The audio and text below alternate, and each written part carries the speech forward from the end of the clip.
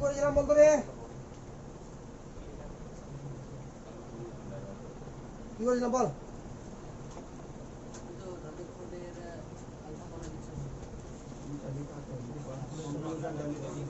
Calculation of Rutherford, তো দেখি তো লাস্ট খাতাটা কেমন করেছি। আচ্ছা লিখ।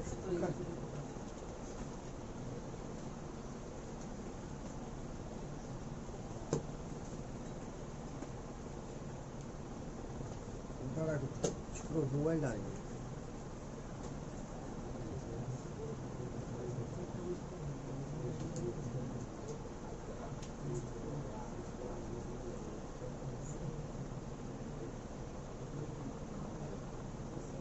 ক্যালকুলেশন অফ রাদারফোর্ড মডেল, তো লিখ দে।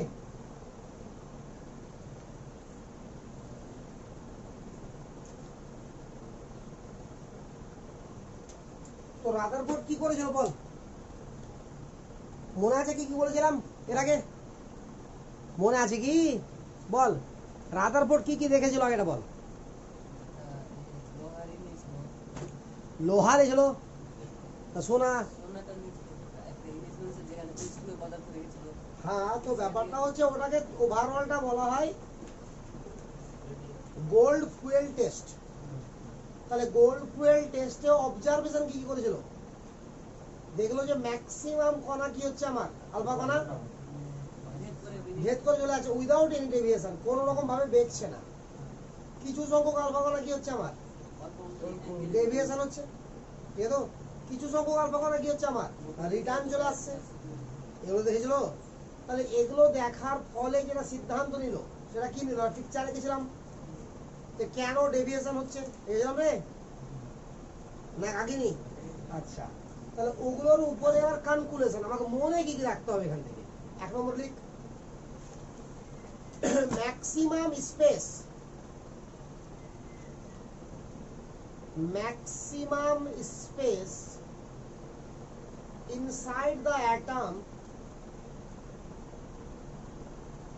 maximum space inside the atom is empty.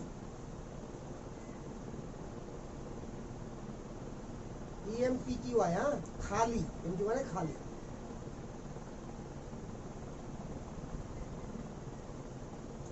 अरे बुझा गए? दो नंबर लिख,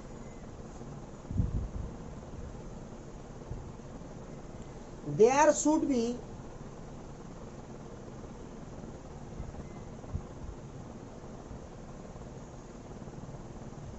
some hard, there should be some hard, এটাই বড় পয়েন্ট না, তারপরে শুরু হবে। there should be some hard positively charged, some hard positively charged object at the center, positively charged। আরে এভাবে লেখ না রে, পজিটিভলি কিভাবে লেখ কখন শিখবি? খাতায় লিখতে শর্ট শর্ট ফর্ম শিখ আস্তে আস্তে, ঠিক তো? there should be some hard positively charged dense object at the center, dense object, dense মানে কি বল? হাই ডেনসিটি, অর্থাৎ গাঢ়ত্ব অনেক হাই আছে। dense object at the center, বুঝলি? আবার বলতে দিলাম কি আছে, আমি আরেকবার বলছি ক্লিয়ার হয়ে যা। হ্যাঁ, there should be some positive hard positively charged dense object at the center, an alpha particle going close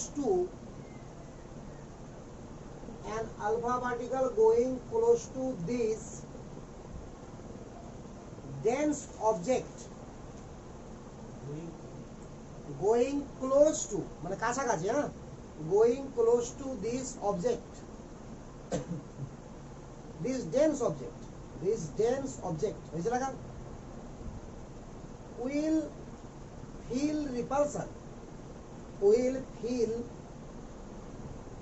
repulsion and deviate and deviate from their path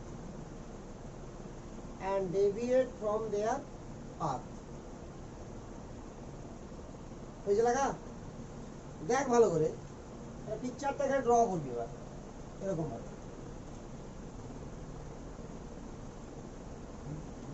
atom দেখ ভালো করে বলছে সেন্টারে আমার পজিটিভলি চার্জ একটা ডেন্স পার্টিকেল আছে হ্যাঁ এগুলো সব ক্যালকুলেশন কে দিচ্ছে রাদারফোর্ড এটা আছে বলে এটা হাইলি পজিটিভ আছে হ্যাঁ আর হাইলি ডেন্স আছে কেন ভাবলো কারণ এখানে যখন আলফা পার্টিকেল যাচ্ছে এটা হয়ে একেবারে মিডিলে যখন যাচ্ছে আলফা পার্টিকেল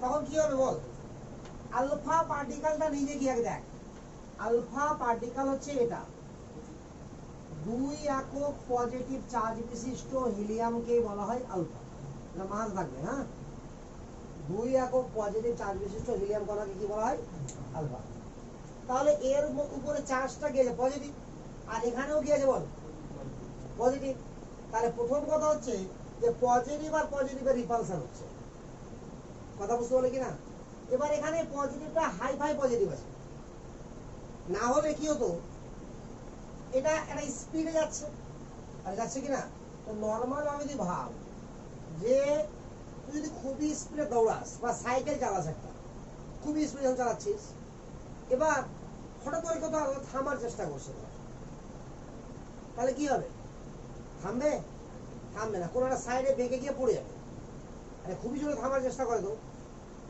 নাকি এবার ধর যে কোনো লোক না থেমে ধর যেটা রাস্তাতে পোল দাঁড় করানো আছে প্রাচীর দাঁড় করানো আছে ওটা প্রাচীর তোকে থামাবে তো ক্ষমতা আছে পার হয়ে যাওয়ার বা সাইডে যাওয়ার ক্ষমতা আছে তার মানে কি ওরা হার্ড ডেন্সড তোর তুলনাতে ফলে কি হচ্ছে তুই ওখানে ধাক্কা খেয়ে পিছনে আসতে বাধ্য মানে ধাক্কা খেয়ে ওখানে থামতে বাধ্য এবার যদি কি করে ও যদি শক্তি অ্যাপ্লাই করতে ধাক্কা মারার জন্য তাহলে কি করবি তুই পিছন দিকে চলে আসবি তো প্রথম কোশ্চেন হচ্ছে এটা যে এখানে ডেভিয়েশন হয়ে উল্টা পাল্টা দিকে যাচ্ছে না এর কারণ কি এটা হার্ড ডেন্স অর্থাৎ হাইলি ডেন্সড অর্থাৎ আলফার রেসপেক্টে এটার ওজন অনেক বেশি কথা বুঝতে পারলে কিনা এই কারণে কি হচ্ছে ওটা সাইডে যেতে পারছে না দ্বিতীয় কথা এটা এটার সঙ্গে কি হচ্ছে রিপালশন হচ্ছে ফলে কি হচ্ছে অরিজিনাল পথেই ঘুরে চলে আসছে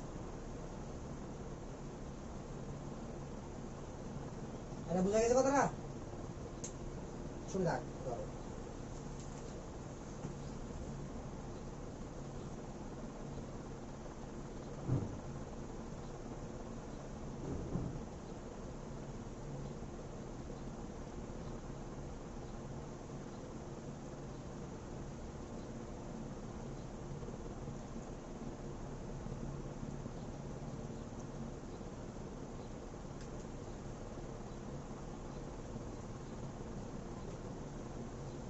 হয়ে যাগা তো এবার রাদারফোর্ড যখন এটা প্রুভ করে দিল যে নিউক্লিয়াসের সরি পরমাণুর সেন্টারে এমন একটা পার্টিকেল জায়গা আছে যেটা পজিটিভ চার্জ আছে আর হার্ড আছে ডেন্স আছে তখনই ওর নামও দিল নিউক্লিয়াস অর্থাৎ পরমাণুর যে দুটো অংশ একটা নিউক্লিয়াস একটা এক্সট্রা নিউক্লিয়ার পার্ট আর নিউক্লিয়াসের বাইরের অংশ এই নামটা কে দিয়েছিল রাদারফোর্ড কথা বুঝলি তো এবং এটা রাদারফোর্ডই বলেছিল যে এখানে থাকবে কে প্রোটন এন্ড নিউট্রন বুঝা গেল তাহলে এই কথা লিখে নিচে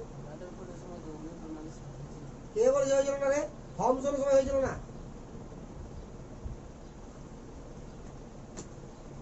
আরে নাম একটা বলবো এটা মনে রাখবি উল্টা পাল্টা নাম মনে রাখবি মুশকিল হয়ে যাবে না ওকে বলেছিলাম থমসন যখন তার অ্যাটমিক মডেল দেয় তখন নিউটন আবিষ্কার হয়েছিল বা রাদারফোর্ড যখন অ্যাটমিক মডেল দেয় তখন নিউটন আবিষ্কার হয়ে গেছে এগুলো খুব আধুনিক জিনিস খুবই পুরাতন না কথা বুঝতে পারলে কিনা কিন্তু বিজ্ঞানের অগ্রগতি অতি দ্রুত হারে কিনা বলে এত কিছু চেঞ্জ করতে পারছিস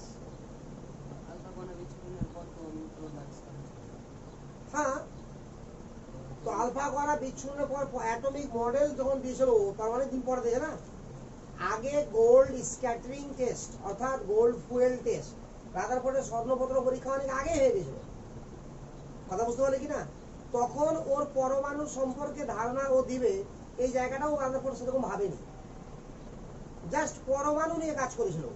পরমাণু ডাল্টন যে বলেছিল যে পদার্থের সব থেকে ক্ষুদ্রতম কণা পরমাণু, এটাকে ধরে কাজ করেছিল, ইলেকট্রন প্রোটন নিউট্রনকে ধরে কাজ করেনি।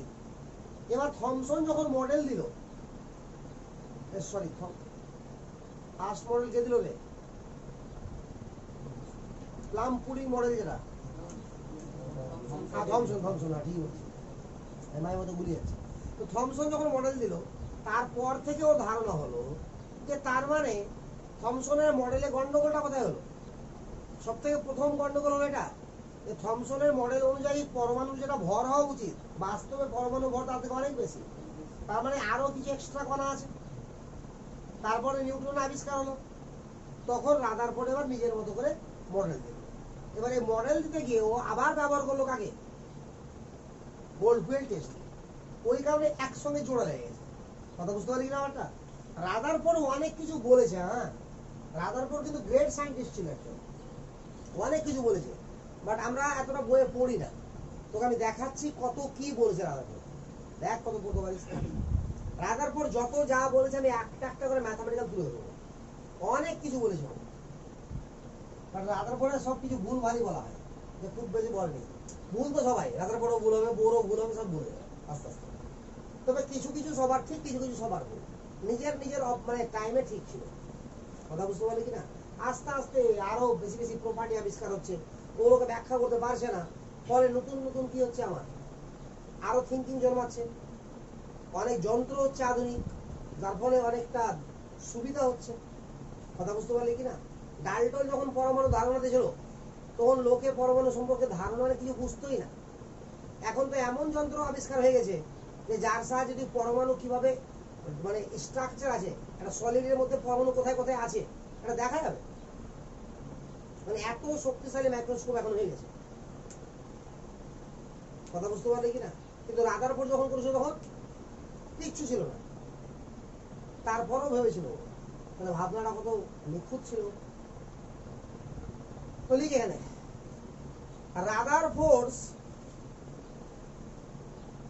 Rutherford named this hard positively charged.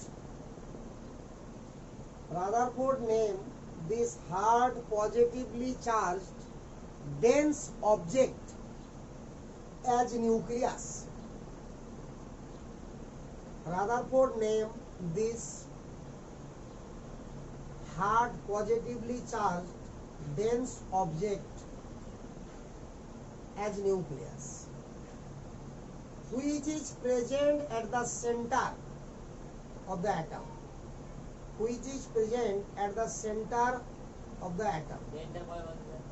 Dental bolini, dense object, dense object, this is as nucleus, dense object as nucleus, বুঝে লাগা? আচ্ছা, তাহলে which is present which is present at the center of atom, which is present at the center of atom, and it contain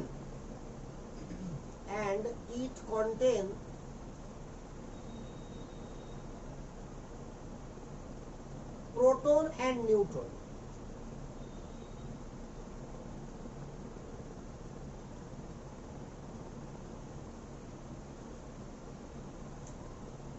ঠিক আছে? তাহলে এবার এই পয়েন্টটাকে change করে কিভাবে লিখছে, 3 নম্বর লিখ, এটা 2 নম্বর পয়েন্টে মেন পয়েন্ট, ঠিক তো? 3 number point, alpha particle going straight, 3 নম্বর লিখ। আর যেটা ছুটে গেল পরে লিখবি, আর 3 নম্বর লিখ, alpha particle going straight to the nucleus, alpha particle going straight to the nucleus will feel maximum repulsion,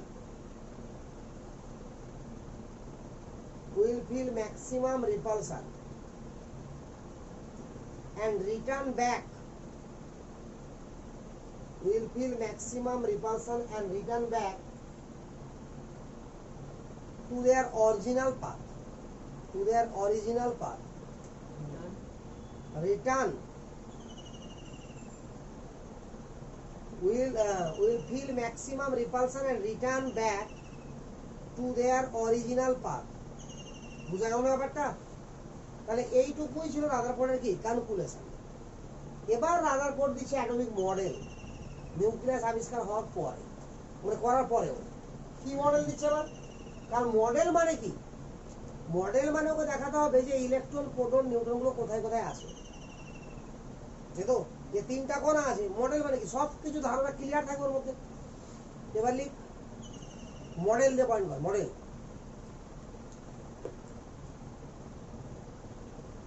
according to Rutherford,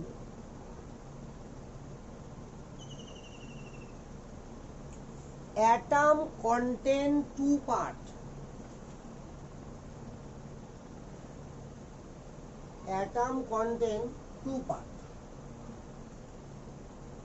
তো রাদারফোর্ডের মতে অ্যাটম কটা পার্ট নিয়ে আছে? দুটো part. Number only atom contain two parts. Number one, nuclear part.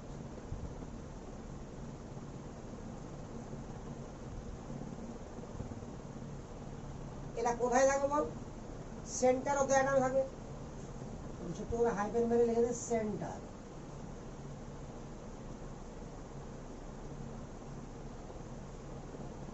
Centre of the atom. এটার মধ্যে কি কি থাকে বল? প্রোটন আর নিউট্রন। প্রাকৃতিক। দুই নম্বরে এক্সট্রা নিউক্লিয়ার পার্ট।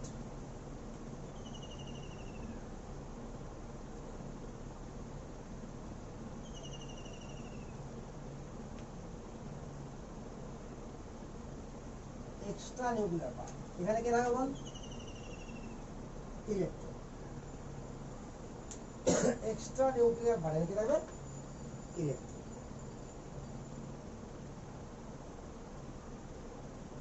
বুঝেছে?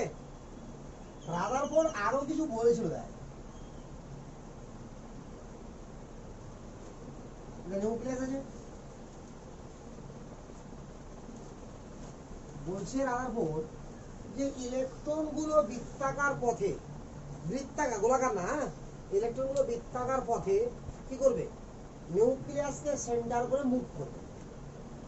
তবে এই বৃত্তাকারটা সব থেকে ছোট হবে, মানে এমন জায়গাতে মুভ করবে ও যেটা ওর জন্য সব থেকে ছোট, যেখান থেকে একটা ইলেকট্রনকে নিউক্লিয়াস তার নিজের দিকে টানতে পারবে। কথা বুঝতে পারলি না? কিন্তু মানেটা বুঝে। এরকম ধরে নে যে দুটা চুম্বক আছে, একে অপরকে আকর্ষণ করবে কিনা রে? করবে তো। তো একটা ডিস্টেন্সে দূরে গেলে আর করতে পারবে না? না পারবে? পারবে কি? বাট বাস্তবে পারবে। মানে এমনিতে বাস্তবে পারবে না, বাট ম্যাথামেটিক্যালি পারবে। থিওরি যখন পড়বি ফিজিক্সে, চুম্বক বলে যখন চ্যাপ্টার পড়বি, তো একটা যে কোনো চুম্বক বস্তুকে, চৌম্বক বস্তু যারা চুম্বক দ্বারা আকৃষ্ট হয় তাদেরকে ফিজিক্সে বলা হয় কি? চৌম্বক। ঠিক তো?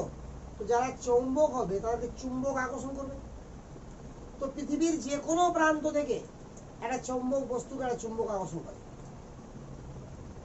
তাহলে আমরা দেখতে পাচ্ছি না কেন? ঠিক তো? ফিজিক্সের মাস্টার ব্যাখ্যা করবে তুই কেন পাচ্ছিস না। তার আগে তোকে ব্যাখ্যা করবে এটা যে পৃথিবী নিজেই সবথেকে বড় চুম্বক। ঠিক তো?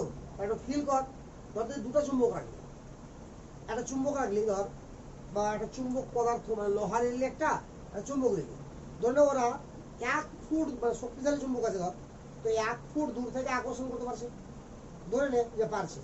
ঠিক আছে তো? তাহলে এবারে এত দূরে আছে, আকর্ষণ করতে পারছে। এবার এটা চুম্বক, এটা লোহা আছে ধরে, এবার আর একটা চুম্বক নিয়ে এখানে রেখে দিলাম কাছাকাছি, তাহলে এবার লোহাটা কোন দিকে যাবে? চলে যাবে না? যেটা কাছাই চলে যাবে। তো একটু আগে এরা আকর্ষণ করছিল, এখন পারবে কি আর? পারবে না। তাহলে কি এক একজনের ক্ষমতার রেসপেক্টে এক একজনের ক্ষমতা চিন্তা করতে হয়। তো পৃথিবীর নিজেই চুম্বক, তাহলে যতক্ষণ চুম্বকের ক্ষমতা, পৃথিবীর চুম্বকের ক্ষমতা থাকে বেশি, ততক্ষণ পর্যন্ত ও কি করতে পারবে? আকর্ষণ করতে পারবে। বাট চুম্বক ফিল্ড কত বড় আছে ওর, গোটা পৃথিবীটাই ফিল্ড আছে। তো সেরকমই বলছে, তো এখানে ওই যে ন্যূনতম ডিস্টেন্স তার থেকে দূরে নিয়ে গেলে তো পারবেই না আকর্ষণ করতে, গ্যারান্টি আছে। তাহলে সব থেকে কম ডিস্টেন্স যে ডিস্টেন্সে থাকলে ওরা আকর্ষণ করতে পারবে না একে অপরকে। কথা বুঝতে পারছি তো? বুঝতে পারলে কথাটা? এখন ভালো করে ভাব, ধরে নে এতটা ডিস্টেন্স আছে যেখানে ওরা একে অপরকে আকর্ষণ করতে পারবে না। এতে এক চুলও যদি নিয়ে যায়, 1 মিলিমিটারও নিয়ে যাওয়া যায় এদিকে কাছে, তাহলে আকর্ষণ করবে। তো তার থেকে দূরে নিয়ে গেলে তো পারবেই না। তাহলে এটা সব থেকে কম ডিস্টেন্স হলো না, যেখান থেকে থাকলে কি হবে, আকর্ষণ করতে পারবে না। ভাষাটা বুঝতে পারছিস না? তো সেরকমই বলছে যে সব থেকে কম ডিস্টেন্স যেখানে থাকলে আমার নিউক্লিয়াসে উপরে এসে ইলেকট্রন পড়বে না। কথা বুঝতে পারলি তো? এরকম দূরত্বতে অর্থাৎ ক্লোজ সার্কুলার অরবিটে ইলেকট্রনগুলো কি করতে থাকে, মুভ করতে থাকে। কথা বুঝলেন তো? তাহলে এটাকে কি বলবো আমরা, close circular orbit or sell.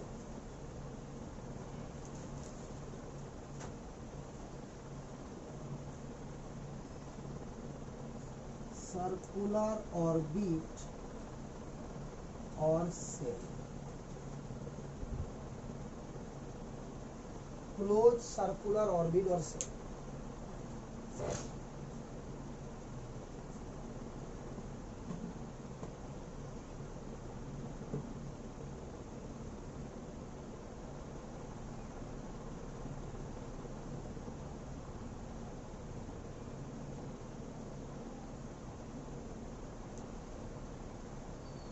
মিলাবো। এবার দেখ, এই যে মডেলটা দিল, এবার এখান থেকে রেজাল্ট দেখ, পয়েন্ট কর result of Rutherford atomic model. Results of Rutherford atomic model. Rutherford কি কি বলছে আগে থেকে শুনে যা।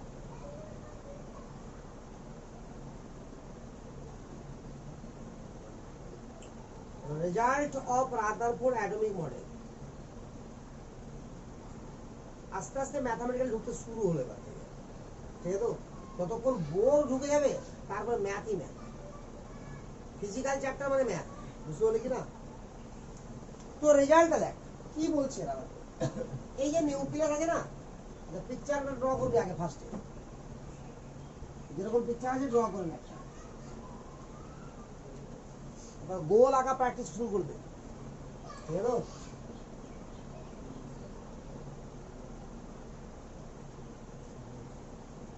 বেশি গোল করার চেষ্টা করবি তো গোল হবে না, মোটামুটি করে ফট করে দিবি, গোল হয়ে যাবে। আমি এটা বড় করে দেখাচ্ছি, হ্যাঁ দেখ ভালো করে।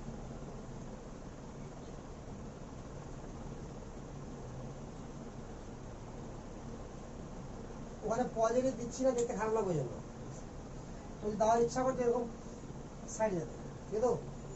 এই যে সেন্টার, জানেন রে, সেন্টার টু আউটার সেলের ডিস্টেন্স আছে, এই ডিস্টেন্সটাকে বলছি আমরা কি, অ্যাটমিক রেডিয়াস। এটা 1 নম্বর দিয়ে লিখবি, মানে 1 নম্বর ঢুকে গেছে আমি রেজাল্ট।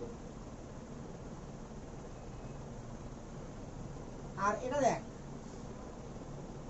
সেন্টার টু নিউক্লিয়ারের লাস্ট অফ দি ডিস্টেন্স, নিউক্লিয়াসের, এটা কি বলা হবে রে? এটা পরমাণুর ব্যাসার্ধ, নিউক্লিয়াসের ব্যাসার্ধ না।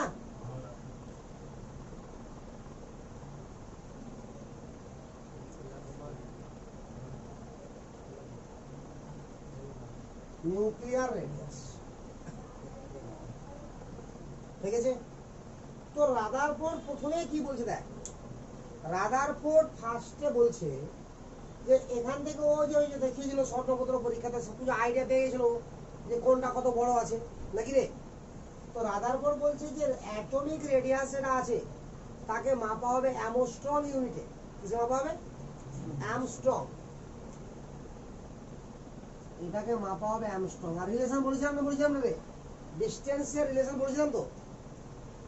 আরে 1 অ্যামস্ট্রং সমান 10⁻⁻10 সেন্টিমিটার বলেছিলাম না, 10 মিলিমিটার 10 মিটার -8 সেন্টিমিটার। আর নিউক্লিয়াসের রেডিয়াসকে মাপা হয় ফার্মি ইউনিট।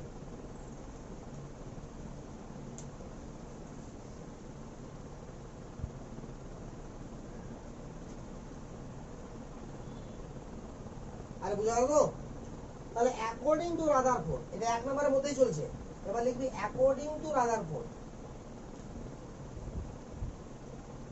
আরে রেজাল্টের 1 নম্বর পয়েন্ট এই যেটা প্রথমেই ছবি, কথা বুঝতে পারলি কিনা? তারপর লিখছি আমরা অ্যাকর্ডিং টু রাদারফোর্ড।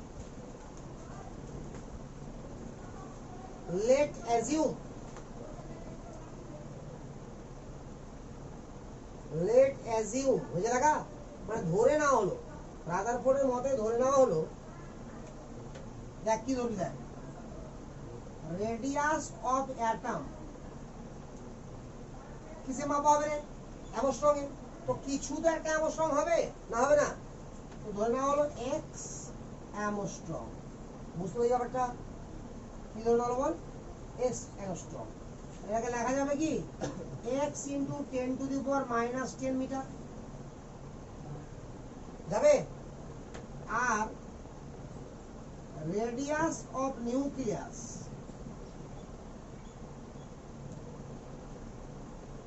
ধরা হলো Y fermi equal to Y into 10⁻⁻15 metre. আচ্ছা দেখ কাহানিগুলো ক্লিয়ার না, ক্লিয়ার না? আর এতটুকু ক্লিয়ার তো? তাহলে এবার দেখ এখানে করছি, হ্যাঁ এটা প্রথমে নিজে নিজে করবি। বল ভলিউম অফ অ্যাটম কত হবে? 4/3 পাই আর কিউব না রে? 4/3 পাই আর কিউব। তাহলে আর মানে কত? x ইন্টু 10⁻⁻10 তার কিউব। বল ক্লিয়ার না, ক্লিয়ার না? তাহলে 4/3 পাই এক্স কিউব ইন্টু 10⁻⁻30। বল ক্লিয়ার না, ক্লিয়ার না? এটার ভ্যালু এটা থাকবে কি থাকবে না? এর ভ্যালুটা কি? এটা সিম্পল ভ্যালু হবে একটা কিছু। আরে 10 খুব জোর হবে, 10 যাবে না, 10 যাবে এখানে 10 এখানে যোগ হয়ে যাবে, 10 এর কমিয়ে একটা কিছু ভ্যালু হবে। তো ধরে নিলাম এটাকে একটা কনস্ট্যান্ট ধরে নিলাম k1, এটার ভ্যালু হবে না, বুঝতে পারছিস না? ইন্টু 10⁻⁻30 দেখে যা আগে। এবার আমরা ভলিউম অফ নিউক্লিয়াস করছি 4/3 পাই আর কিউব, তাহলে y ইন্টু 10⁻⁻15 তার কিউব। তাহলে 4/3 পাই y কিউব ইন্টু 10⁻⁻45। সিস্টেমগুলো বুঝবি আগে, ক্লিয়ার? এখানে বল এটার একটা ভ্যালু হবে কি হবে না? হবে কি রে? তো ধরে নিলাম এটা k2 কিছু একটা হবে, খুবই তো বড় ভালো হবে না এগুলো না? 10⁻⁻45। এবার দুটাকে অনুপাত কর, অর্থাৎ volume of atom by volume of nucleus. ওটা লিখলাম না? দেখ বলতো রে, k1 into 10⁻⁻30 by k2 into 10⁻⁻45। আর এই k1 বাই k2 কে ধরে নিলাম k, তাহলে কত হলো বল? 10 কত রে? বল বুঝতে পেরেছিস তো? তার মানে দেখ এটার ভ্যালু যাই হবে হোক নাকি, তার মানে volume of atom equal to k into 10⁻15 time volume of nucleus. Idea কিছু আছে মাথাতে? সংখ্যা কত বড় না আইডিয়া নাই?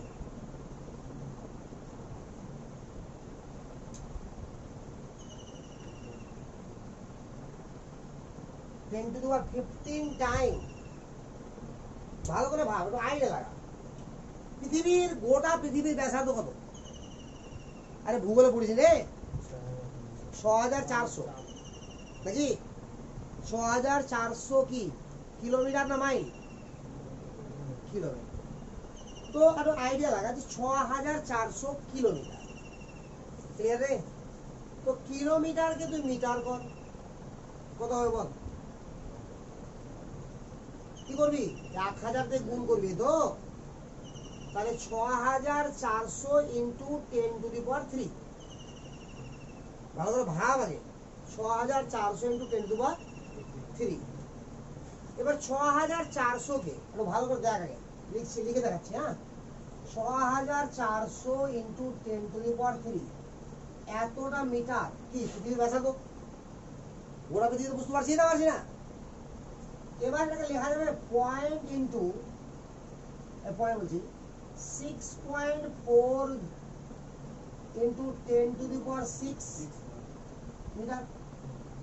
আরে হলো, এবার তাহলে এটা যদি পৃথিবীর ব্যাসার্ধ হয়, পৃথিবীর আয়তন কত?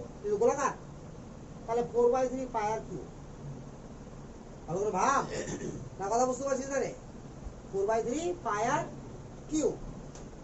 তাহলে এটা কত হবে? 18 হবে, কাছাকাছি আছে। দেখ, বুঝতে পারছিস না রে?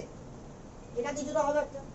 তার মানে একের রেসপেক্টে, অর্থাৎ 1 মিটার আর এত মিটার, তাহলে 1 মিটারকে যদি তুই চিন্তা করিস, কথা বুঝতে পারলি কিনা? মানে এটা রাদারফোর্ডের মধ্যে, ভবিষ্যতে আরো শিখবো, আরো ডিটেলসে শিখবো। এটা রাদারফোর্ডের মধ্যে যদি 1 মিটারকে গোলক ধরিস, 1 মিটার মানে কি রে? এটা ঘর এ প্রান্ত থেকে এ প্রান্ত 2 মিটার হয়ে যাবে, 2 মিটার থেকে বেশি হবে একটু, ঠিক আছে না? রাইডে তো আছে, জামা কাপড় তো সিলাচ্ছিস নাকি? 2 মিটার কাপড় কত হয়? আর এটা এতটা লম্বা হবে, আর ওই 36 ইঞ্চি চওড়া হবে, বাস। তো ধর এটা, তাহলে এটাকে মিডিলে একটা পয়েন্ট করলি, এবার ওটা পয়েন্টকে ভেবে গোলক আঁকটা, তো এই গোলকটা গিয়ে ঘরে এটে যাবে, যেহেতু 2 মিটার। এটা যদি 1 মিটার ব্যাসার্ধ হয়, তো ব্যাস কত হবে রে? 2 মিটার। হাইট কত হবে? 2 মিটারই হবে। তাহলে এই ঘরের মধ্যে গোলকটা ঢুকবে কি ঢুকবে না? তাই গোটা ঘরের মধ্যে যেটা গোলক, এটা যদি আমার নিউক্লিয়াস হয়, তো প্রায় গোটা পৃথিবীটা কি অ্যাটম। বুঝতে পারছিস তো? তাহলে অ্যাটমের রেসপেক্টে নিউক্লিয়াস কত ছোট ভাব। এটা তো রাদারফোর্ডের মধ্যে। আরো যখন জানবো পরে করে কিনা, তো দেখবো এরকম যে টেনিস বলের সমান মাত্র নিউক্লিয়াস। কথা বুঝতে পারি তো? টেনিস বল থেকে সামান্য বড়, আর গোটা পৃথিবীটাই হবে একটা। অর্থাৎ পৃথিবী থেকে যদি সমস্ত ইলেকট্রনকে বের করে দেওয়া যায়, তাহলে কি পড়ে থাকবে? শুধু নিউক্লিয়াস নাকি রে? তো পৃথিবীর আকার হবে জাস্ট টেনিস বল থেকে সামান্য বড়, কিন্তু ভর অতটাই থাকবে। যতটা পৃথিবীর ভর আছে অতটাই থাকবে। কথা বুঝতে পারলি তো? ভাবতে অবাক লাগলেও ওটাই সত্য। ম্যাথামেটিক্যাল তো সব বুঝতে পারছি না রে? এটা তো একের রেসপেক্টে চিন্তা হলো, তাহলে চিন্তা করে এবার। তার মানে এখানে দেখ, নিউক্লিয়াসের রেসপেক্টে অ্যাটমের আয়তন কত বড়, বুঝতে পারছিস?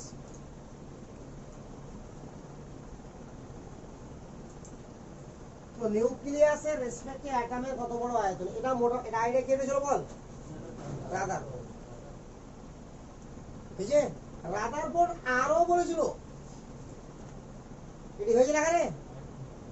হয়নি তো? দাঁড়া, লিখে রাখে, আগে লিখে দিস তো, নিচে লিখে রাখ। রাদারফোর্ড আর কি বলছে দেখ, রাদারফোর্ড রেডিয়াস দিয়া দেখ, এই যে নিউক্লিয়াসের রেডিয়াস আছে না, এটা বের কিভাবে করবো আমরা? সে ফার্মি ইউনিট হোক আর যে দুনিয়ার যে ইউনিট হোক, বের তো করতে হবে আমাকে। তো রাদারফোর্ড ওটাও শিখেছিল যে ওটা মাপতেই হবে না, অটোমেটিক্যালি ভ্যালু বলে দেবো যে কোনো অ্যাটমে যে রেডিয়াস কত হবে নিউক্লিয়াসে। কি করে হবে দেখ আগে, ঠিক। Nucleus of radius of any nucleus is given by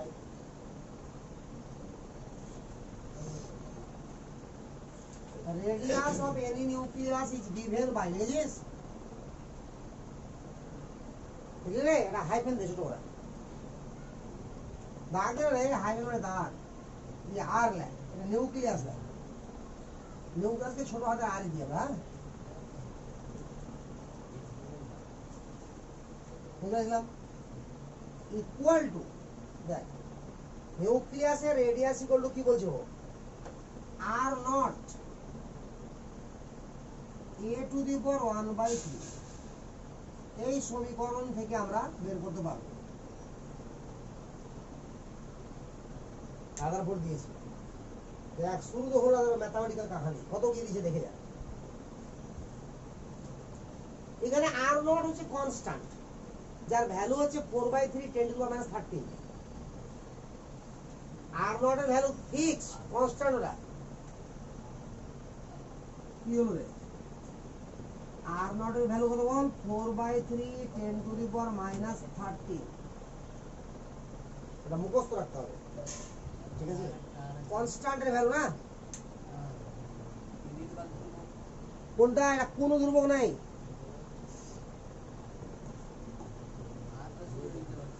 আরে ভ্যালু এটা সেন্টিমিটার ইউনিট আছে রেড বার কনস্ট্যান্ট আলাদা আস্তে আস্তে সব কনস্ট্যান্ট শিখবি কত কনস্ট্যান্ট শিখবি সব থেকে বেশি নাম শিখবি সায়েন্টিস্টের এই চ্যাপ্টারেই সব থেকে বেশি ফর্মুলা পাবি এই চ্যাপ্টারেই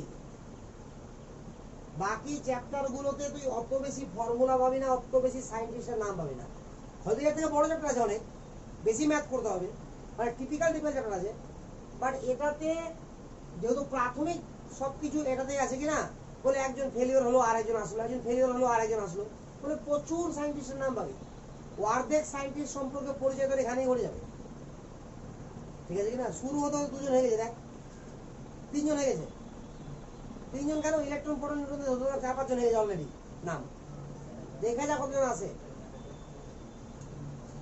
তো এখানে R naught R A equal to atomic mass A equal to গেলে অ্যাটমিক মাস মানে পারমাণবিক ব্যাসার্ধ যদিও এই সম্পর্কটা ঠিক না অ্যাপ্রক্সিমেটলি সম্পর্ক এগুলো মানে 100% কারেক্ট না বাট তারপরেও এটা একটা সম্পর্ক ঠিক আছে এটা হচ্ছে অ্যাটমিক মাস পারমাণবিক গুরুত্ব ঠিক আছে আর যেটা বেরোবে সেটা কোন ইউনিটে বেরোবে সেন্টিমিটারে বেরোবে ঠিক আছে ছোট একটা অঙ্ক করলে তাহলে এমন তোকে অ্যাটমিক নাম্বার দিয়ে যেটা করতে সুবিধা হবে এটা 27 দিই তাহলে অ্যালুমিনিয়াম সুবিধা হয়ে যাবে এটা করতে করে নে calculate the radius of nucleus of aluminium calculate the radius of nucleus of aluminium aluminium কিভাবে লিখবি হ্যাঁ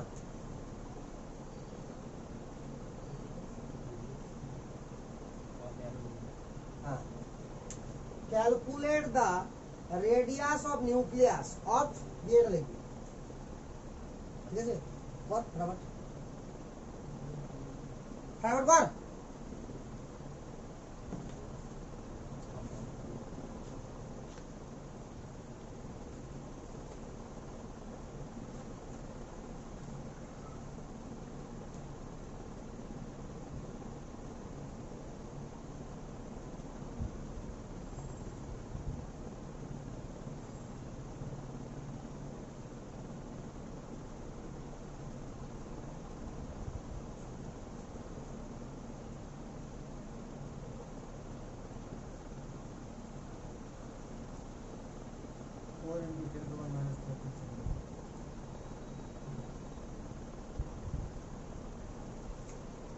বুঝলি রে দেখ এখানে বসিয়ে দে তাহলে নিউক্লিয়াসের রেডিয়াস অফ নিউক্লিয়াস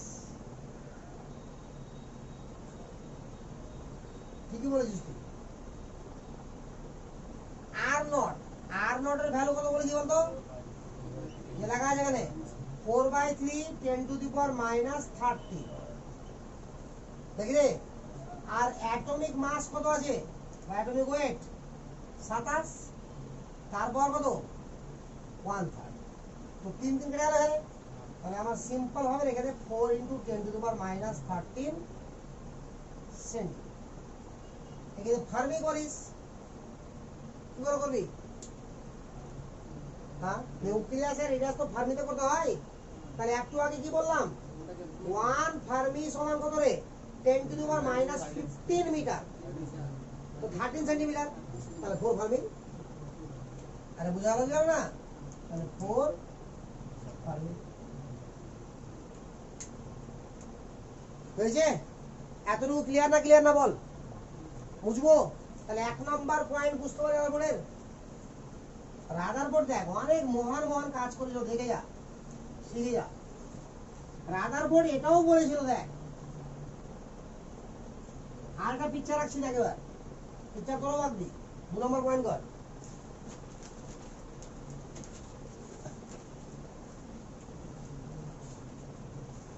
পিকচার মানে গোল আর কিছু না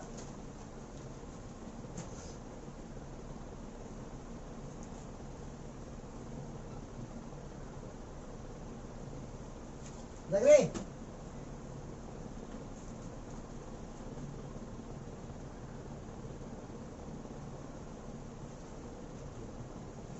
সোজা সোজা দাগ হয় না, তোরা সোজা আঁকবি, হ্যাঁ তোরা সোজা সোজা দাগ আঁকবি রে।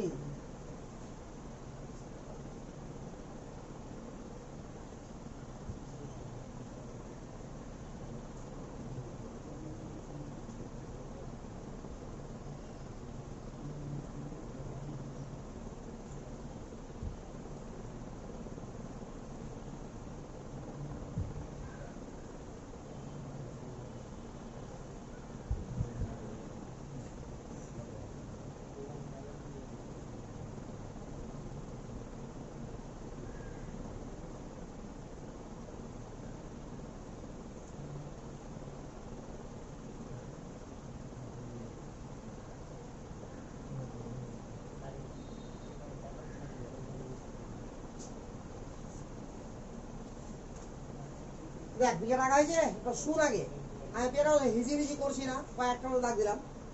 লক্ষ্য করতো এটা এখন যাচ্ছিল সহজ সোজা, এটা দেখ এই লাইনটাকে দেখ, এই লাইনটাকে দেখ, সোজা যখন যাচ্ছিল তো এভাবে যাওয়া উচিত ছিল।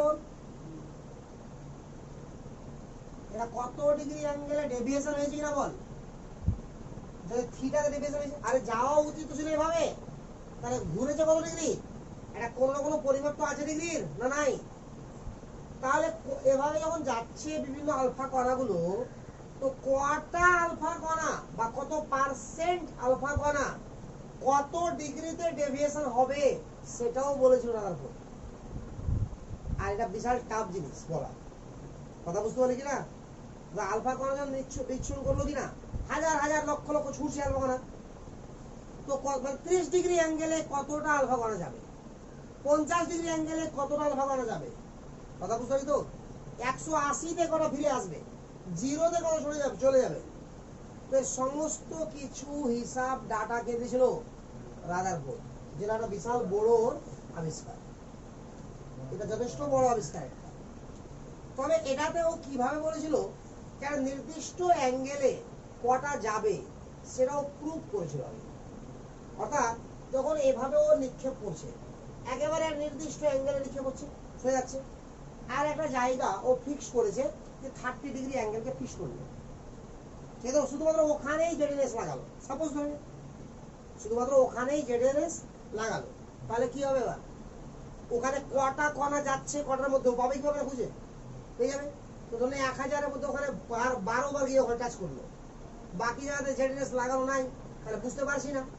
ওই যে মনে পড়ছে জেডিএস এর প্রোটিন দিয়েছিলাম না আমার স্পট তৈরি করার জন্য, তো এইভাবে ওই হিসাব করে দেখলো যে ধরে নে সাপোজ যে 30 ডিগ্রিতে ও পেলো 30টা, এবার ও ওটা ধরে ওটাকে হিসাব মানে কারেক্ট ধরে নিয়ে 40 ডিগ্রিতে করা হবে, 70 ডিগ্রিতে করা হবে, 60-এ কত হবে, 80-তে কত হবে, 0-তে কত হবে, সব কিছুর হিসাব কি করে করতে হয় সেটাও শিখিয়েছিল।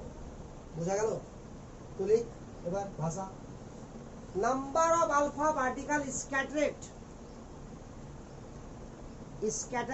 scatterate number of alpha particle SCATERATE scatterate at any angle theta,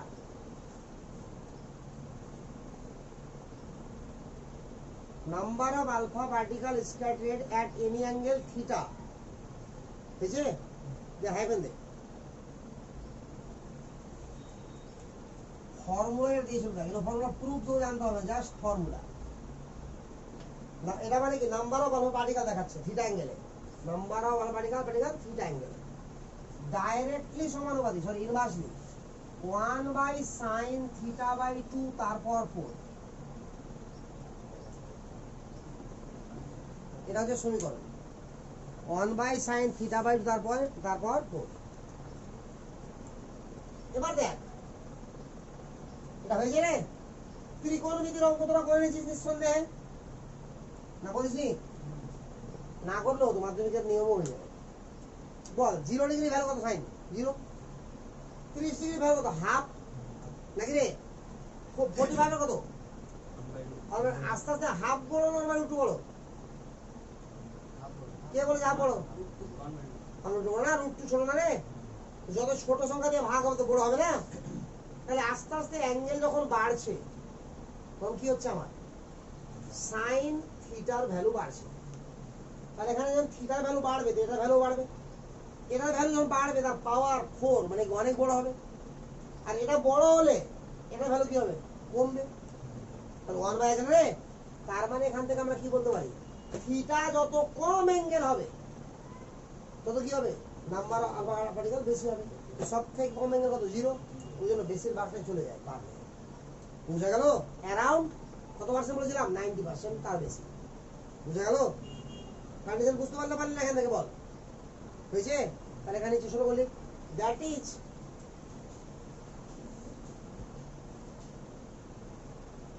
higher angle less alpha particle, higher angle less alpha particle, and smaller angle max alpha particle. Smaller angle max or maximum alpha particle. Clear? দুটা সমানুপাতি চিহ্ন কিন্তু অনুপাত করা যায়, সমান হয়ে জানিস কি এটা? আরে ম্যাথমেটিক্যাল জানিস না? দেখ, ধরে নে যে এ সমানুপাতি সি আছে আর বি সমানুপাতি ডি আছে, তাহলে এ বাই বি ইকুয়াল টু হয়ে যায় সি বাই ডি। জানিস এটা? ওগুলো ছাড়, ম্যাথের সূত্র আছে এটা। দুটো সমানুপাতি সমীকরণকে যদি অনুপাত করা যায় তো সমানুপাতিটা সমান হয়ে যাবে।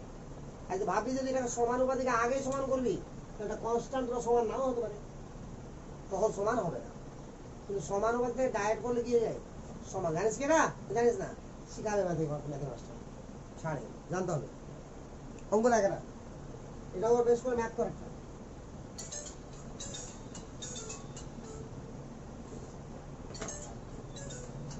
হ্যাঁ হ্যালো, হ্যাঁ লিখবে। If number of alpha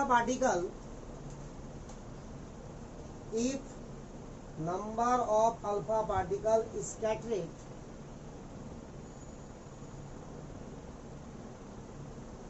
at an angle of 60 degree, at an angle of 60 degree are 112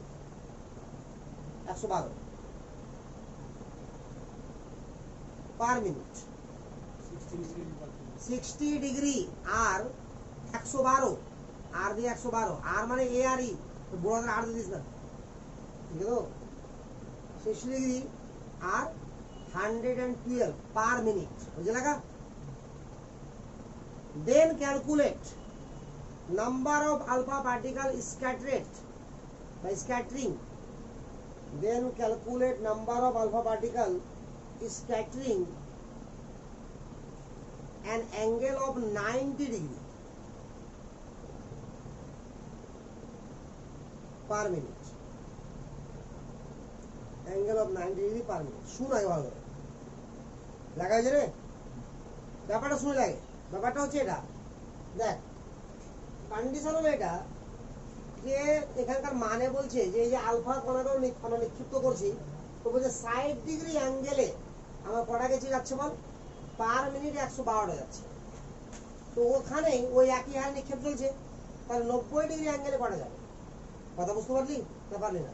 ফটাফট কর। অ্যান্সার কম হবে না বেশি হবে বল আগে।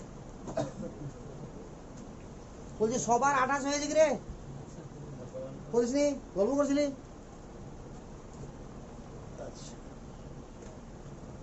এটা ফর্মুলা দেখ কি বলা হয়েছে, বল আগে। যে 60 ডিগ্রি অ্যাঙ্গেলে আমার কত আছে 112, এখানে লিখ অ্যাট অ্যাঙ্গেল 60 ডিগ্রি। দেন দেখ এটা 112 হবে কিনা, এটা তো নাম্বার অফ আলফা পার্টিকেল। এর কত বসে বল 112 সমানুপাতি 1/112 এখানে থিটা জায়গা কত বসবে 60 ডিগ্রি, তো 60/2 কত হলো 30 ডিগ্রি। আর লিখছি রে ওটা শুধু ছাড়া হবে না তো, দিয়ে 4 হলো, এটা হলো 1 নম্বর। ঠিক আছে, এবার বলেছে কি at 90 ডিগ্রি, তাহলে at অ্যাঙ্গেল 90 ডিগ্রি, দেন এটা ধরে নেই x, তাহলে 45 হয়ে যাবে না, তারপর 4, এবার 1 কে 2 দিয়ে ভাগ করলে কত হবে রে 1/2 যদি করিস কত হবে বলতো 112/x সমান, এটা উপরে যাবি না, নিচে নিচে উপরে যাবে না, তো sin 45 এর মানে কত 1/√2, তারপর 4 মানে 1/4 নাকি রে, আর এটা নিচে আসবে sin 30 মানে কত হাফ, তো হাফের পাওয়ার 4 মানে 1/16,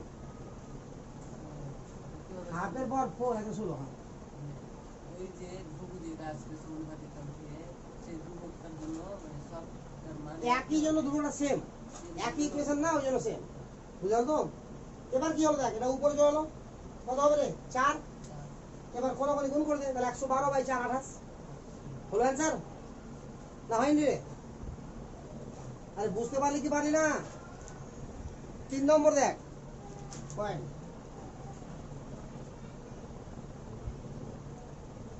3 নম্বর পয়েন্টে আবার পিকচার রাখবি একটা, তোলা হয়েছে না, তোলা হয়েছে রে, মিটাবো। এবার দেখ 3 নম্বর পয়েন্টে আবার পিকচার রাখবি, একদিন দেখে যা আমার কথা কি বলছে।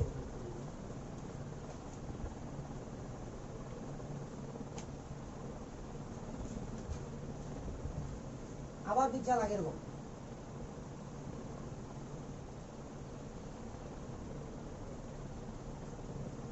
ধর আলফা কোণে যখন এটা একদম একেবারে নিউক্লিয়াসের টুয়ার্ডস যাচ্ছে, মানে নিউক্লিয়াসের সঙ্গে যাচ্ছে, তো নিউক্লিয়াসের সঙ্গে ধাক্কা খেয়ে আসছে নাকি তার আগে চলে আসছে, তার আগে চলে আসছে, ধাক্কা কিন্তু খাচ্ছে না, হাইলি রিপেল হচ্ছে, বুঝলো তো। তো এখন কোশ্চেন হচ্ছে এটা যে এখানে একটা স্পিড দিয়ে পাঠাচ্ছি আমি, কথা বুঝলি কেন, যতই স্পিড দিই না কেন আমি টাচ তো করতে পারবে না কোনোভাবে, তার আগে ফিরে আসবে রিপালশন হাই হওয়ার জন্য, কারণ আলফা পার্টিকেল কি আছে বল পজিটিভ, যেটা পাঠাচ্ছি সেটা আলফা পার্টিকেল পাঠাচ্ছি, কথা বুঝতে পারলি না।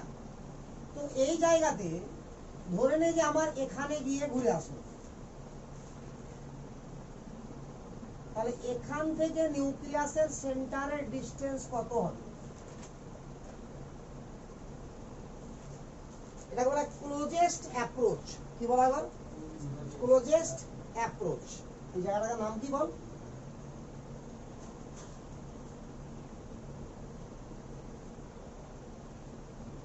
ক্লোজেস্ট,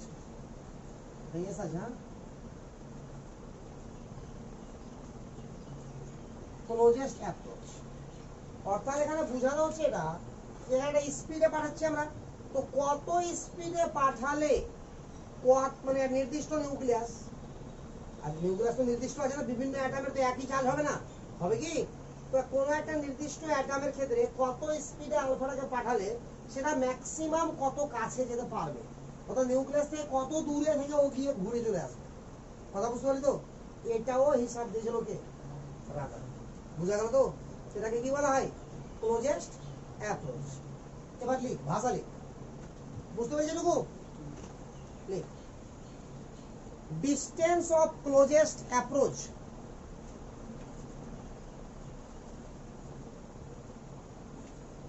এটাকে এখানে ব্র্যাকেটে লিখ একটা জিনিস, পিকচারটা দিছি এখানে, এখানে লিখ আর মিনিমাম, আর মিনিমাম, কারণ মিনিমাম তো দূরত্বটা, তো ডিসটেন্স অফ ক্লোজেস্ট অ্যাপ্রোচ লিখেছিস, ব্র্যাকেটে লিখ r minimum of alpha particle, of alpha particle,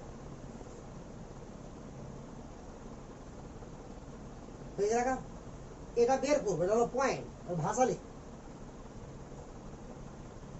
it is a applicable it is applicable, like it is applicable only for those alpha particle, it is applicable only for those alpha particle, লিখে যা। ওই তুই এত পিছিয়েছিস কেন? ছবি আঁকতে এত কষ্ট হচ্ছে? It is applicable only for those alpha particle which are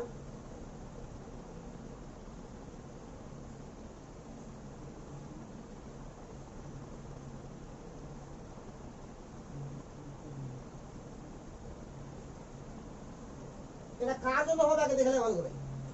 এটা তার জন্য হবে যেটা নিউক্লিয়াসের সোজাসুজি যাবে, না বুঝতে পারলি না রে? যারা বাইরে যাবে বা একটু সাইড দিয়ে যাবে তাদের কাছে তো আমার ডেভিয়েশন ঘটবে, আর বাইরে কিন্তু চলে যাবে। তাহলে এটা নিয়ারেস্ট ডিস্টেন্স যেটা বা ক্লোজেস্ট অ্যাপ্রোচ বা আর মিনিমাম কার জন্য? সেই আলফা পার্টিকেলের জন্য যেটা একদম নিউক্লিয়াসের টুয়ার্ডস যাবে। তাহলে কি লিখলাম? It is applicable only for those alpha particle which are straight, which are through straight লিখতে পারিস, which are through straight towards nucleus, which are through straight towards nucleus.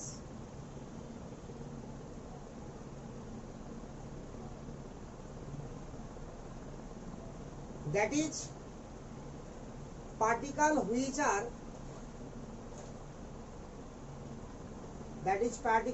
are traveling back, which are traveling back, that is particle which are traveling which are traveling back to their original path,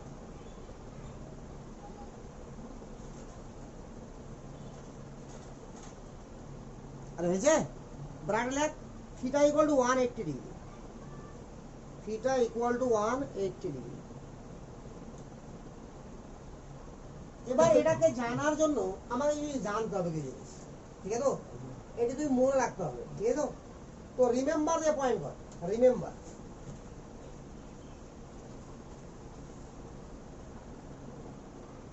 এটা করার জন্য কিছু জিনিস জানতে হবে। Like mass of alpha particle, ভর,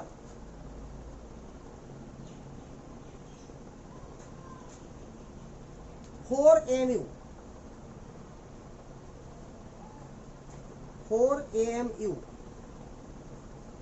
এবার 1 AMU মানে কি কত বলতো আগে? 1.67 into 10 to the power -24 গ্রাম, আর 27 করলে কি হবে? কেজি, না বুঝতে পারলে রে? তাহলে 4 AMU কে কেজি করাকে তাহলে কি করবি দেখ, মাস অফ আলফা ইকুয়াল টু কত বললাম? 4 AMU, বুঝাও তো? 4 AMU মানে 4 into 1.67 into 10 to the power -27 করে দিলাম, তাহলে কেজি হয়ে গেল একবারে, না বুঝতে পারলে রে? এত কেজি এসআই ইউনিট সব লিখবো দিলাম, কেজি দিলাম, বুঝতে পারছিস তো? এটা তোমার মনে রাখা উচিত।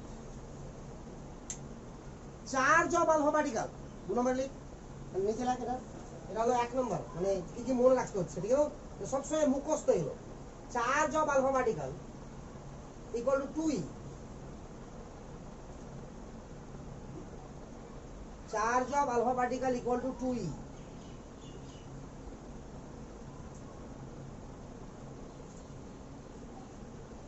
আরে হয়েছে না হয়নি? Charge of alpha particle equal to 2E, clear? আচ্ছা, এবার এটা লেখার পরে লিখবি। এবার এটা যে আমার নিউক্লিয়াস আছে, এটা জেনারেলি কে কে হবে? এটা জেনারেলি হবে মানে যেটার উপরে আমরা স্ক্যাটিং করে মানে পরীক্ষা করবো বা কোয়েশ্চেন দেওয়া হবে আমাকে, সেটা হবে সিলভার, নাহলে সোনা, নাহলে কপার। কি হবে? সিলভার হবে, নাহলে সোনা হবে, নাহলে কপার হবে। তো তিনটার ক্ষেত্রে লিখে নেবা। AU যদি হয় মানে সোনা যদি হয়, এর চার্জকে লিখবো Q1 দ্বারা। কি দ্বারা লিখবো বল? নিউক্লিয়াস চার্জটাকে কি লিখবো আমরা? এটা লেখ Q1, ঠিক আছে তো? এখানে কি আছে বল? আলফা পার্টিকেল আছে না?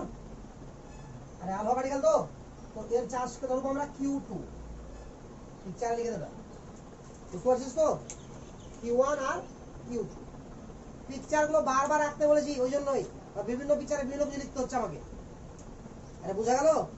তাহলে Q1 এটা AU এর জন্য Q1 কত, অ্যাটমিক নাম্বার ওর কত রে 79, তো লেখ 79E। হ্যাঁ, AU এর Q1 ইকুয়াল টু 79E। বুঝতে পারলি না মনে হয়?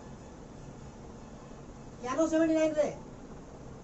আরে এর অ্যাটমিক নাম্বার 79, তাহলে 79 তো প্রোটন থাকবে এখানে, আর নিউট্রনের কাজ তো 0 না, বুঝতে পারলি না?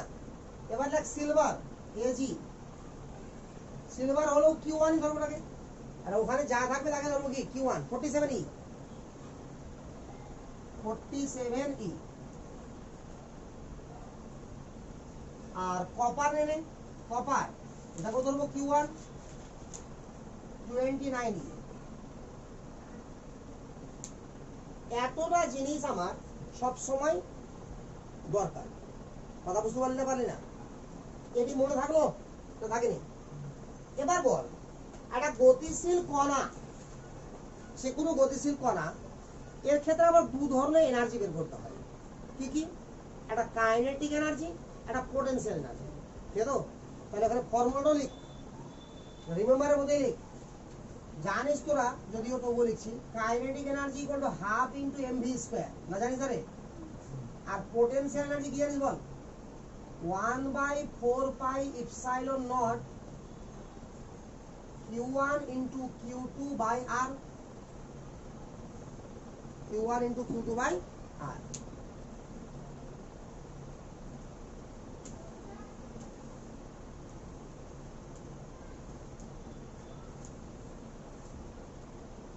আর হয়েছে? এবার শুন ভালো করে, এটি তোর মনে রাখা উচিত সবসময়, ঠিক আছে তো? এবার আমি কি করছি, এটাকে আমি একটা গতিবেগ দিয়ে পাঠাচ্ছি ইনফাইনাইট ডিসটেন্স থেকে। আলফা কণা কোথা থেকে লিখে পড়বো বল? ইনফাইনাইট ডিসটেন্স থেকে, ঠিক আছে? তাহলে এখানে আর গতি হচ্ছে ভি আলফা, আলফা কণার গতি কত? V alpha. এবার আস্তে আস্তে এগোচ্ছে এই ডিসটেন্সে, তাহলে গতিবেগটা কি একই থাকবে না আস্তে আস্তে কমবে রে? কমবে, কমতে কমতে এই জায়গাতে সে 0 হবে, যখন 0 হবে তারপর আবার রিপালশন হবে না, বুঝতে পারলি না রে? আর স্পিডে ছাড়ছিস তো রিপালশনটা কেন হচ্ছে? তাহলে যে জায়গাতে ঘুরছে ওই জায়গাতে আর সামনে দিকে কোনো গতি নাই, বলে তো ঘুরছে, তাহলে এই পয়েন্টে আমি ধরছি ঘুরছে, তাহলে এই পয়েন্টে ভি আলফা কত? 0। আর এই পয়েন্টে ভি আলফা এটা কিছু ভ্যালু আছে, বুঝা গেল না? এবার চল এই পয়েন্টে মানে ইনফাইনাইট ডিসটেন্স থেকে আমি নিক্ষেপ করছি, এটা নেগেটিভ মিটিয়ে দিই আমি একটু।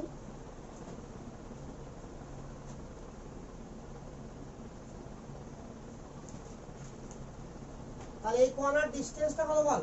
ডিসটেন্সটা ইনফাইনাইট, এই সব পিকচার লিখে নিবি, ডিসটেন্স ইনফাইনাইট। তাহলে ইনফাইনাইট যদি ডিসটেন্স হয়, খুব ভালো করে দেখ, তাহলে পোটেনশিয়াল এনার্জি ফর্মুলা কি?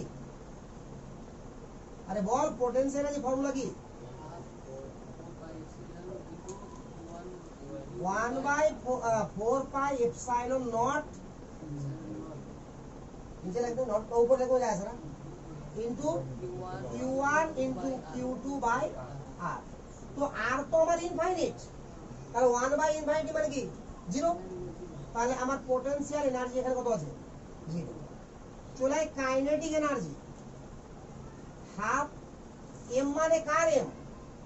আলফার m।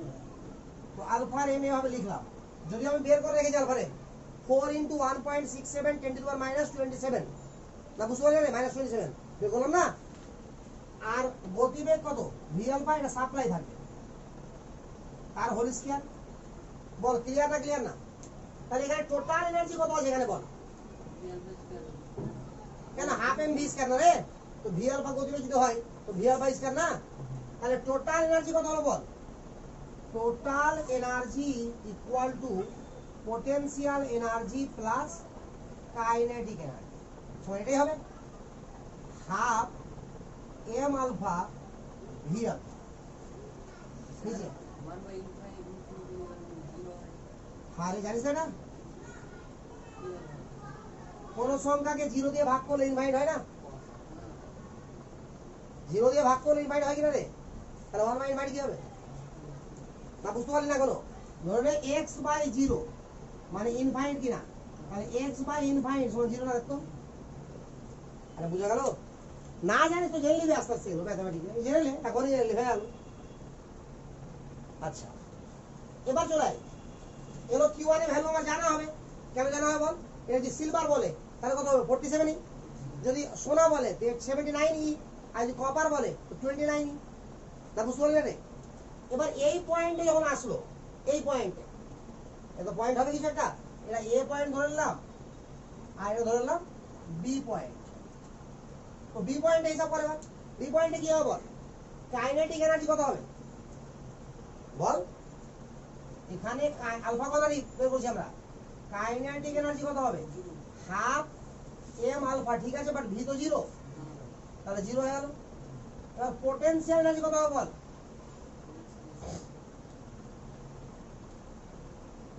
বল 1/4 বল আগে, তাহলে ওটা এসআই পদ্ধতিতে ভ্যালু কত? ওটা এসআই পদ্ধতিতে ওটার ভ্যালু কত বল আগে?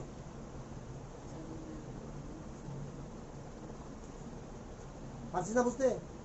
মনে নাই গেলো? সিজিএসএ 1 আর এসআই 9 × 10⁹ এগুলো মনে থাকবে না রে।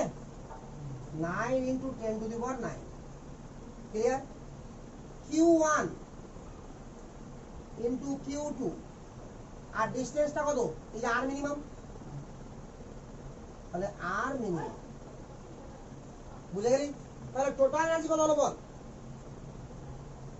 এটাই, ওটা তো 0 আছে, তাহলে 9 × 10⁹ Q1 × Q2 by R minimum. বল তাহলে এই দুটা সমান হবে কিনা বল? আরে যে কোনো কণাকে যদি নিক্ষেপ করা হয় গতিশীল কণার যে কোনো বিন্দুতে আমার কি হবে? কাইনেটিক এনার্জি প্লাস পোটেনশিয়াল এনার্জির ভ্যালু সবসময় কি হবে? ইকুয়াল হবে যে কোনো বিন্দুতে। তাহলে শুরুতে হোক আর শেষে হোক সেমই হবে। তাহলে এখানে টোটাল এনার্জি এটা কাইনেটিক প্লাস পোটেনশিয়াল, আর এখানে টোটাল এনার্জি এটা, তাহলে এটা ইকুয়াল যদি এটা করি, দেখ ভালো করে, এটা আমাকে সাপ্লাই থাকবে, এটা মুখস্থ, এটা আমার কি 2e, Q1 তো এটা, Q2 অলওয়েজ কত? 2e, Q2 অলওয়েজ কত বল? 2e, Q2 সমান এখানে লিখে দেব ব্র্যাকেটে 2e, বুঝে লিখালাম না রে? আলফার চার্জ কত? 2e না? তাহলে Q2 টা যদি অলওয়েজ 2e হয়, আর এখানে কোন মেটার আছে, তাহলে Q1 জানা আমার, তাহলে এখানে আর মিনিমাম ছাড়া কিছু অজানা আছে কি? আছে। তাহলে দুটাকে ইকুয়াল করে দিয়ে আর মিনিমাম বেরোবে কি বেরোবে না? শিওর। তাহলে এই ফর্মুলা ধরে আমার কি বেরিয়ে যাবে? আর তাহলে বল ম্যাথ করতে পারবি না পারবি না রে? গ্যারান্টি আছে তো? কিন্তু ক্যালকুলেটর লাগবে, এই ম্যাথে ক্যালকুলেটর লাগবে। স্কয়ার করতে হবে না একটা গতিবেগের, তারপর ইকুয়াল করতে হবে। এগুলো পাওয়ার টাওয়ার আছে, ঠিক আছে? তবে অঙ্ক দিচ্ছি, আগে অঙ্ক কর একটা, আর তুলে না ফাটাফাট। তাহলে ফাইনালি ফর্মুলা কি হলো মনে পড়লো না পড়লো না? ফাইনালি ফর্মুলা দেয়ারফর লিখে দিই, ওটা half M alpha V alpha square 9 × 10⁹ Q1 × Q2 by R minimum. আমি বের কি করবো রে? R minimum. এটা হচ্ছে ফাইনাল ফর্মুলা। এখানে তো এটা যদি না লিখি, যদি এটা লিখে দিস তবু কোনো যায় আসে না, এটা না লিখে তো 1/4πε0 লেখা যাবে না? এটা আমার বেশি ভালো হবে। কেন বল?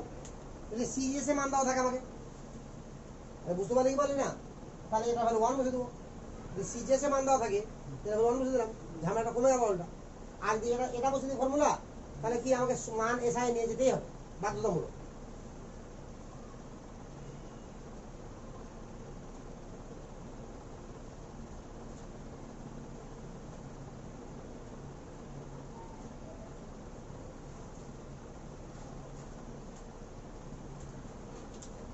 হয়েছে তুলা রে?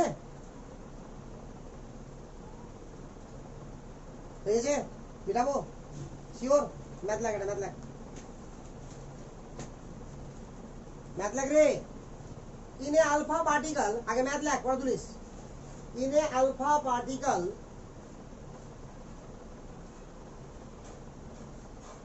is passed বা প্রজেক্টেড লেখ বাদ দে is projected লেখ is projected মানে নিক্ষেপ করছি প্রজেক্ট করছি in a alpha particle is projected from infinite with velocity v naught with velocity v naught v naught কে ভাবে লিখবি হ্যাঁ with velocity v naught এরকম with velocity v naught toward the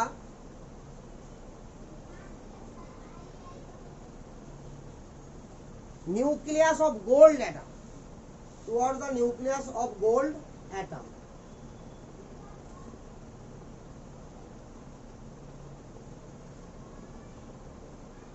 find the closest approach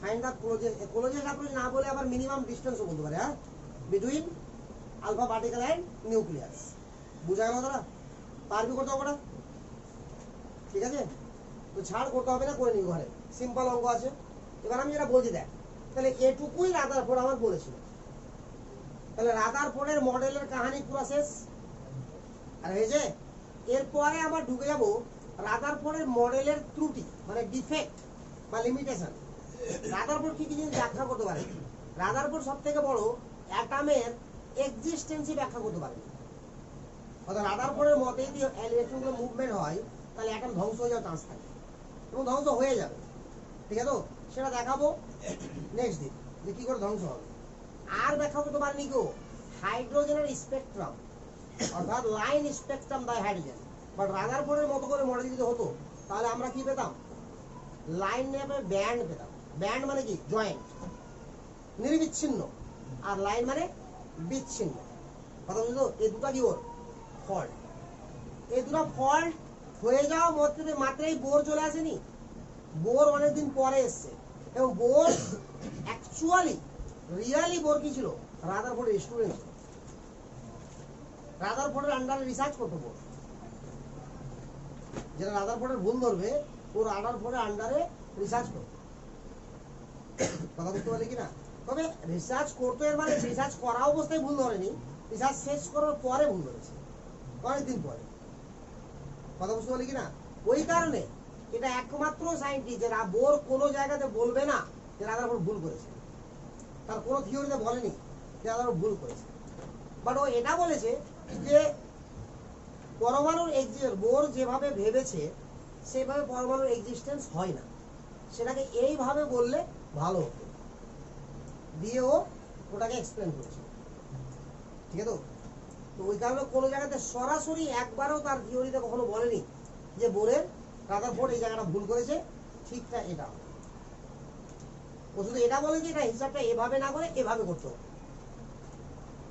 তাহলে next দিন আমাকে পড়তে হবে কি রাদারফোর্ডের লিমিটেশন এন্ড বোরের থিওরি তার আগে কয়েকটা জিনিস বলি এবার তোদের এগুলো জানা আছে অ্যাটমিক নাম্বার কাকে বলা হয় জানা না পরমাণু ক্রমাঙ্ক কাকে বলা হয় ভর সংখ্যা কাকে বলা হয় প্রোটন সংখ্যা ইলেকট্রন সংখ্যা নিউট্রন সংখ্যার মধ্যে সম্পর্ক কি ভর সংখ্যার সঙ্গে এদের সম্পর্ক জানিস রে যেটা পরমাণু ক্রমাঙ্ক সেটাই ইলেকট্রন সংখ্যা সেটাই প্রোটন সংখ্যা আছে কিনা আইসোটোপ কাকে বলা হয় আইসোবার কাকে বলা হয় আইসোটোন কাকে বলা হয় আইসো ইলেকট্রন কাকে বলা হয় এই ছোট ছোট পয়েন্টগুলো জানা আছে সব এগুলো জাস্ট হালকা হালকা করে যে বলে দেবো কারণ সব জানাই আছে এটা শেষ হওয়ার পরে শুরু হবে কি আমার বোরের মডেল আর তোর যাবতীয় কোশ্চেন হবে বোরের মডেল কিন্তু এত কিছু না করলে আমি বোরের মডেল বুঝতে পারতাম রাদারফোর্ড থেকে কোনো কোশ্চেন হায়ার সেকেন্ডারি লেভেলে আজ পর্যন্ত আসেনি যেগুলো দেখালাম এবার ঠিক আছে তো বাট জয়েন্টে 3টা পয়েন্ট থেকে কোশ্চেন এসছে এবং একবার দুবার না অনেকবার এসছে বিশেষ করে যে লাস্ট পয়েন্টটা ক্লোজেস্ট অ্যাপ্রোচ থেকে তো অনেক কোশ্চেন এসছে শেষ দুটো পয়েন্ট থেকে ব্যাসার্ধ থেকে আসে না কারণ ব্যাসার্ধ নির্ণয়ের কাহিনীটা ভুল ওরা বোরেরটা ঠিক যেটা বলে করবো ঠিক আছে কিনা আর যেটা শিখলাম কি কি শিখলাম বলার কটা আলফা কণা কত অ্যাঙ্গেলে ডেভিয়েশন হবে ওটা দিয়েও কোশ্চেন এসছে জয়েন্টে ঠিক আছে তো আর তোর এটা দিতে এসছে ক্লোজেস্ট অ্যাপ্রোচ দিয়ে এটাতে যেই অ্যাডভান্সও কোশ্চেন এসেছিল। এতটুকু জায়গাতে কোনো কনফিউশন থাকলো কি? বুঝেছি ক্লিয়ার? তো এটাকে বেশি করে বুঝতে এই কারণেই হবে যে এটা তুই বইয়ে পাবি না। তুই সরাসরি কি পাবি? বোরের মতে দুটো পরমাণু, দুটো অংশ, একটা হচ্ছে আমার নিউক্লিয়াস যেখানে কে থাকে, প্রোটন আর নিউট্রন, আর একটা হচ্ছে ইলেকট্রন মহল যেখানে বিভিন্ন কক্ষপথ থেকে ঘুরে ইলেকট্রনগুলো ঘুরে। ইলেকট্রনগুলো যেখানে ঘুরবে তাকে কি বলা হয়? ক্লোজেস্ট মানে circular path, closest circular path বা কক্ষক বলা হয়। ঠিক আছে? এবার শুরু হয়ে গেল বোরের ত্রুটি। তো বোর যে মাঝখানে এত কিছু করেছে এগুলো আর ব্যাখ্যাই না কিন্তু। ওই জন্য এটা বই ছাড়াই তোকে মনে রাখতে হবে। থাকবে না থাকবে না?